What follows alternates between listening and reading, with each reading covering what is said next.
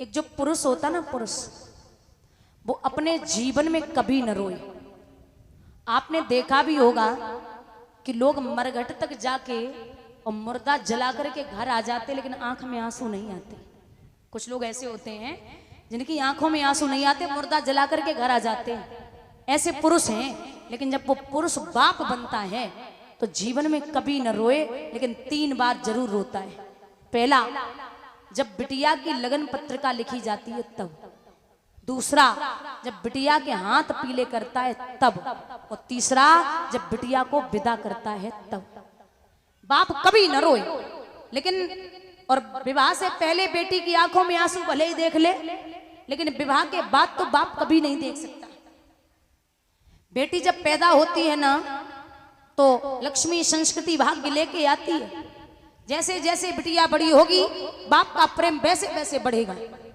लोग कहते हैं कि बेटी पैदा हो जाए तो बड़ा चिंता हो जाती कि हाथ पीले करने के लिए व्यवस्था कहां से आएगी। यहाँ अनेक पिता बैठे हैं दादा, जो बिटिया के विवाह के 1 महीने पहले भागेंगे, दौड़ेंगे, धन इकट्ठा करेंगे, चाहे कितने भी गरीब बाप हों।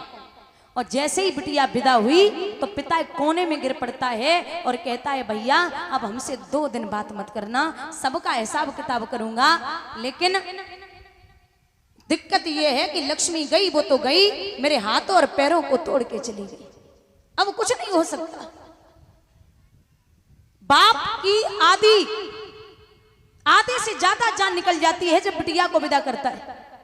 और जब बेटी विदा होती है ना, आपका बेटा घर रह के जितनी बार तबीयत नहीं पूछ पाता ना कि पिताजी आप कैसे हैं, उतनी बार बिटिया 10 बार फोन करके बाप को पूछ लेती, पापा आपने दवा टाइम से खाई है ना, आप ठीक है ना, आपका स्वास्थ्य ठीक है ना, आपने खाना खाया क्या। बिटिया 10 बार फोन करके बाप को पूछ लेती है। और बिटिया की विदाई पे सब रोते हैं, सब। लेकिन एक ऐसा व्यक्ति रोता जिसे नहीं रोना चाहिए, और वो है बेटी का भाई। जब तक कुंवारी रहेगी रोज लड़ेगा, रोज पीटेगा, रोज मारेगा, मेरे लिए खाना बना, मेरे कपड़े धुल दे, ये कर वो कर। लेकिन जब बिटिया विदा होती है तो सबसे ज्यादा भाई रोता है। एक व्यक्ति पूछने लगे, अब तेरे घर की बला टली, अब क्यों रो रहा है। तो भाई रो करके हिचकी लेके जवाब देता है कि जितनी बार लड़ा हूं ना, मैं अपनी तरफ से ही लड़ा हूं, और घर आने में अगर जरा भी लेट हो गया तो उसने 50 फोन कर दिए, कहां मर रहा है, अरे भोजन नहीं करना क्या। तो आज से न तो कोई मनाने वाला होगा और ना ही कोई लड़ने वाला होगा। महाराज, बेटी अगर ससुराल पहुंच जाए और ससुर और सास ये कह दे कि 1 महीने भेजेंगे नहीं, या 2 महीने या 10 महीने या 2 साल नहीं भेजेंगे, आप ये समझ लेना बिटिया मन मार के पापा को फोन करेगी, पापा एक बार आप पूछ लो ना ये भेजेंगे या नहीं भेजेंगे, मेरा मन नहीं लगता, 2 साल हो गए आप भी यहाँ मुंह देखने के लिए नहीं आए, पिताजी मैं क्या इतनी अभागी हूँ। बेटियां बहुत व्याकुलता में रहती। आपको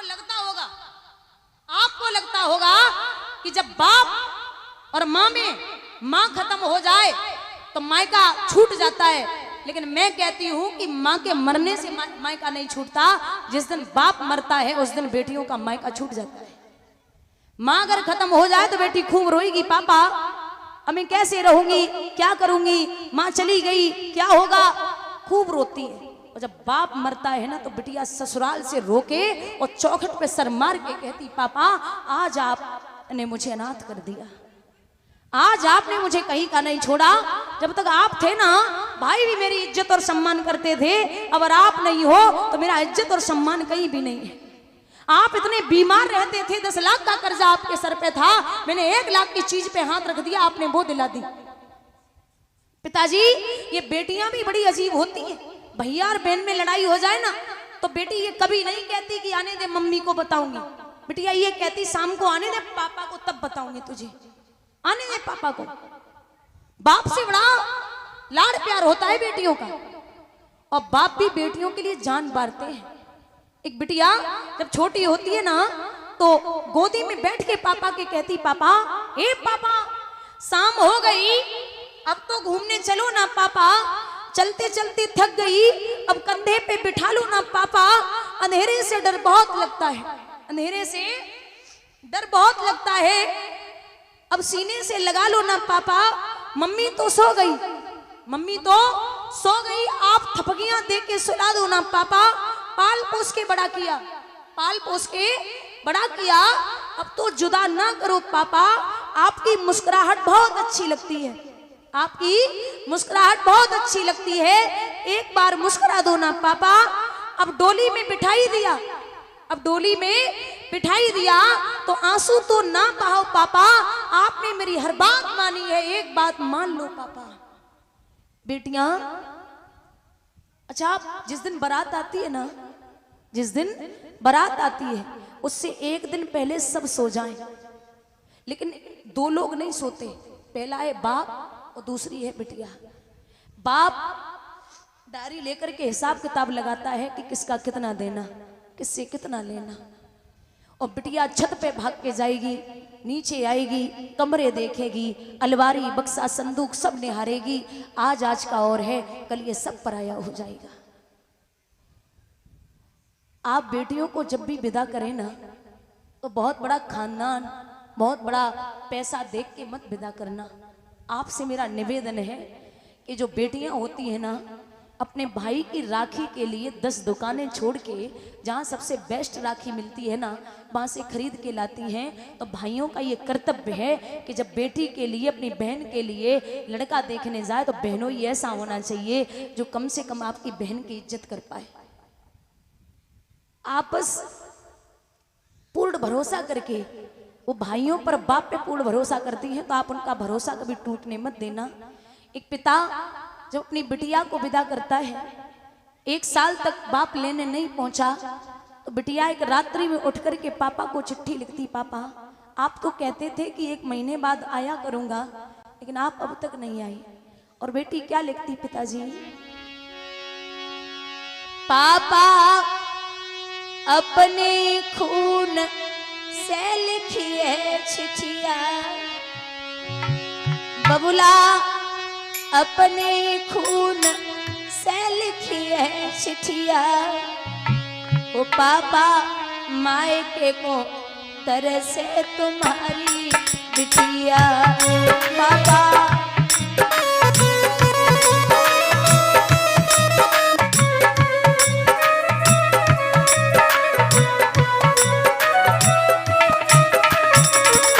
पिताजी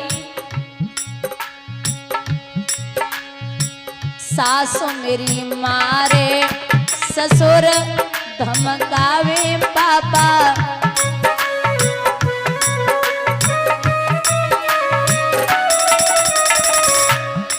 पापा ननद दिखावे तेल की कटिया,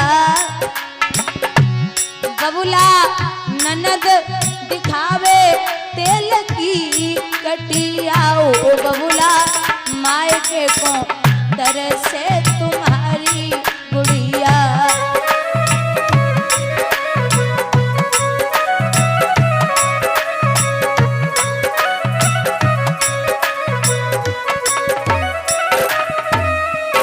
पिताजी जिसको बनाया पापा जीवन साथी,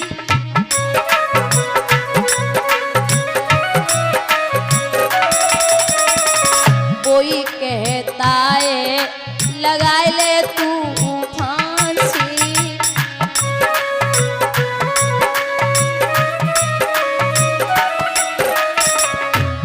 पापा थोड़े ही दिन न किए गुड़िया, बबुला थोड़े ही दिन न किए बिटिया, ओ पापा मायके को तरसे तुम्हारी गुड़िया।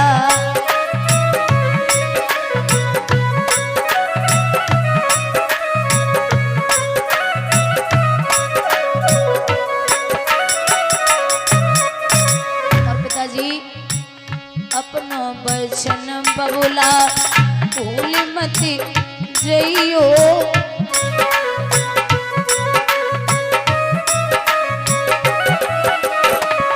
जल्दी से जल्दी लिवाए ले जइयो,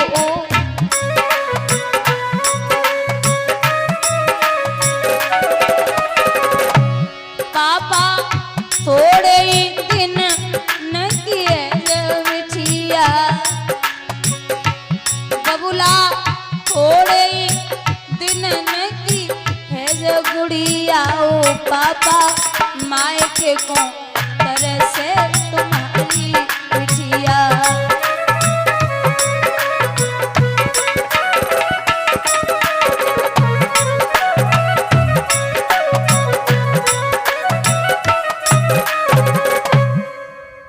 यहाँ राजा जनक बेटी को विदा कर रहे हैं, बहुत रोए। राजा दशरथ ने समझायो, जब लेके आए हैं पुत्र वधुओं को घर पे तो बड़ी खुशी है कि चार चार पुत्र वधुएं घर में आई हैं। संतो पानी तो नहीं चाहिए? पानी है सबके पास? पी लिया? ठंडा पी लो, ठंडा ठंडा पानी चाहिए?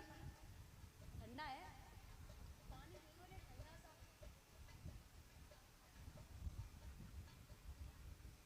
भैया यहां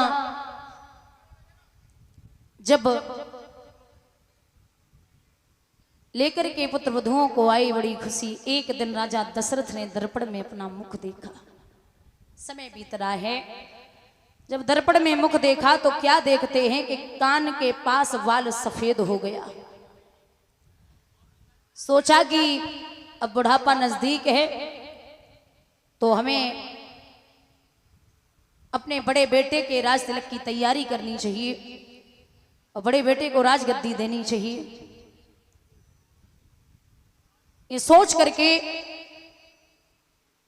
राजा दशरथ राज तिलक की तैयारियां करने लगे।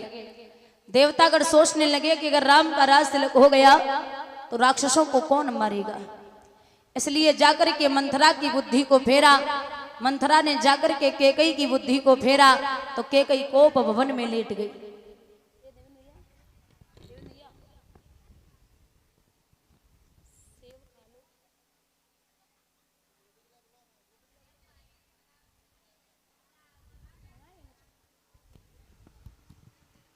बंधुओं, इधर राज तिलक की तैयारियां हो रही तो देवतागण विचार करते हैं कि अब क्या होगा। जाकर के मैया सरस्वती को इशारा दिया कि आप जाकर के किसी की बुद्धि को बिगाड़ो। पूरी अयोध्या नगरी में जिसने भी उस समय अयोध्या का जलपान किया था, सरस्वती की हिम्मत नहीं थी जो उसकी बुद्धि को बिगाड़ सके। सिर्फ मंथरा की बुद्धि पे इसलिए बैठ गई कि जो मंथरा थी ना, उसका अन्न जल कैकेयी के मायके से ही आता था, तो वो वहां का खाती नहीं थी, इसलिए उसकी बुद्धि पर विराजमान हो गई। अयोध्या नगरी का एक भी ऐसा मनुष्य नहीं जिसकी बुद्धि को वो बिगाड़ सके, हिम्मत ही नहीं है।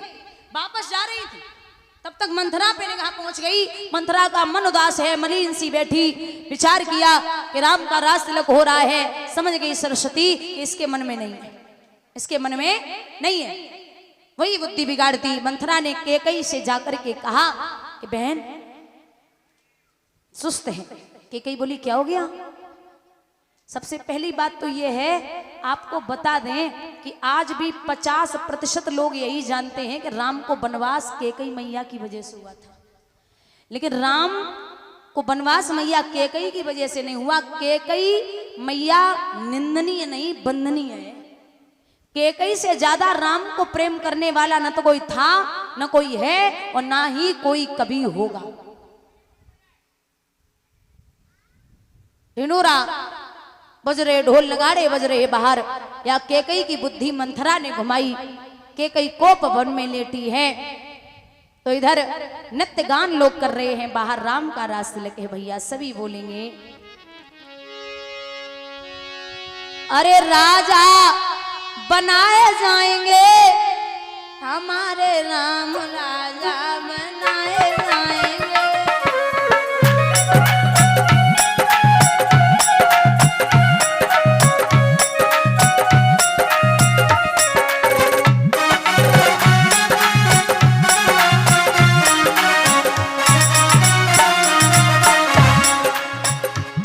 अरे राजा बनाए जाएंगे हमारे राम, राजा बनाए जाएंगे।